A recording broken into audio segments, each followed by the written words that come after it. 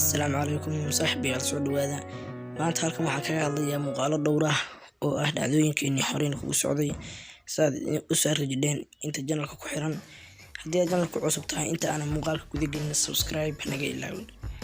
mahadsanid muuqaalka ugu horeeya maanta waxaan kaga hadli doonaa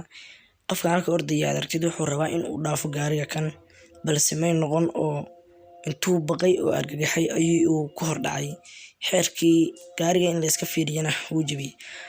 qofka halkan taagan saad u jeedaan oo aad arkaysaan qofkaas goobinta ku jidho waxa ku soo baxay gaari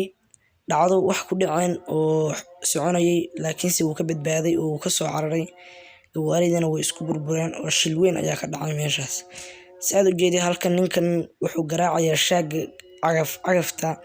laakiin nin baa gubay oo shaagi uu soo booday isagina wuu ka badbaaday oo banaan ayuu ka istaagay sidaas darteed waxaan oran karnaa waa ruux nasiib badan run ahaantii muuqaalka xiga waxaan kaga hadlayaa labadan gabdhood ee halkan ordaya waxay rabaan in laamiga dhaafaan intuusan gaarigu ku imaan laakiinse umay noqon oo gaariga ayaaba mid sigay weyna ka istaagtay saad u jeedid muuqaalka xiga waxaan kaga hadlayaa halkan waxaad aragtaa oday iyo ilmihiisa isla socda waxaana ku yimi gaari weyn run ahaantii gaarigu wuu ku dhacay weyn dhacan labadoodii oo way iska dul dhaceen waxaan oran karnaa waa muuqaal cajiib ah si xun ayayna u dhaceen iyagoo aan waxba gaarin ayay meesha ka istaageen muuqaalka xigaan ninkan baaskiilka wato wuxuu ku dhacay gaariga kan saad u jeedid uu ka dul dhacay meesha ayuu wuxuu ku dhufsaday dhinaca gaariga afkiisa hore ah laakiin isaga oo bad qaba ayuu meesha ka istaagay oo caafimaad qaba oo aan waxbana gaarin halkan saa u jeedid halkaa waxaan taagan gaari waxaa soo dhacday bir weyn maantii muuqaalkan waa muuqaal aniga cajabiyey bal sida uu uga badbaaday ila daawo waxay ku dhacday meel hortiisa isagiina bareeg ayuu qabtay wayna ka istaagay muuqaalka xiga halkan gaarigan baska ah waxaa kasoo degay nin wuxuu damcay inuu laamiga dhaafo si umay noqon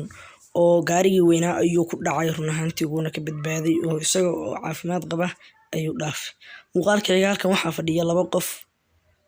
subxaanallah waa ujeedaa muuqaalkan waxaa ku yimi gaari isagu wuxuu ku soconayaa speed sare laakiinse way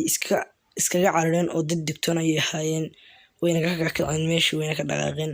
muuqaalka xiga halkaa waxaa ku aragtaa mooto soconaysa laakiin laba gaari ayaa isku dhacay oo ay ku dhex jidhay wayna ka badbaaday run ahaantii waxaa oran karnaa waa muuqaal cajiib ah muuqaalkan haddii uu ka cajabiyey like saar halkan waxaa taagan qof mooto saaran waxaa ku iman doona gaari uuna ku dhacay mootadii wuuna ka booday qofku mahadsanidin haddii aad channelka cusub tahay subscribe saar like iyo share naga ilaawin waad ku mahadsan tahay daawashadaada